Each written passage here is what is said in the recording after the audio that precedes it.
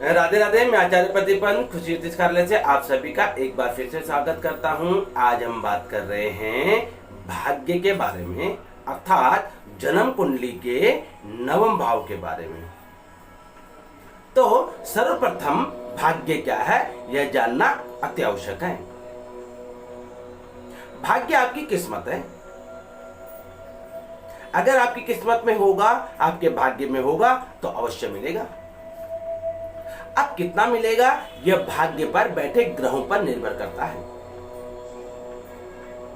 जन्म पत्री में नवम भाव को भाग्य भाव कहते हैं। आपने अक्सर लोगों को यह कहते हुए सुना होगा कि मैं मेहनत तो बहुत करता हूं पर मेरा भाग्य साथ नहीं देता, मेरा कोई काम नहीं बनता है।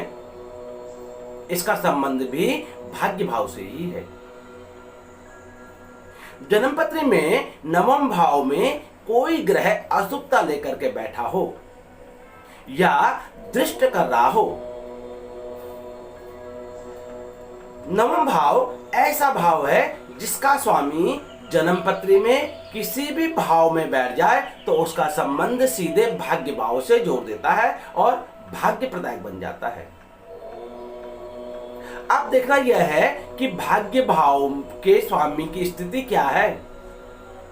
कहीं पाप कत्री योग में तो नहीं आ रहा है, या भाग्य में कोई पापी ग्रह तो दृष्ट नहीं कर रहा है,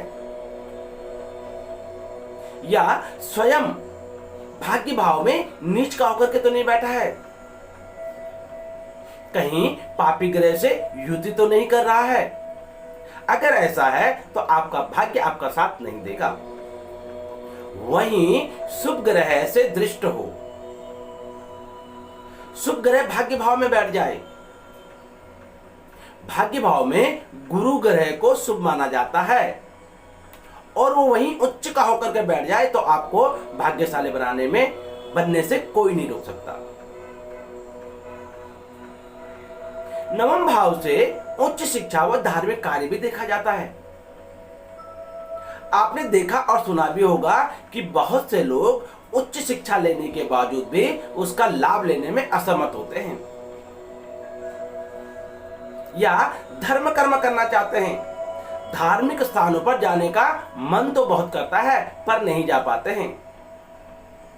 अरे वो भाग्य में लिखा ही नहीं है।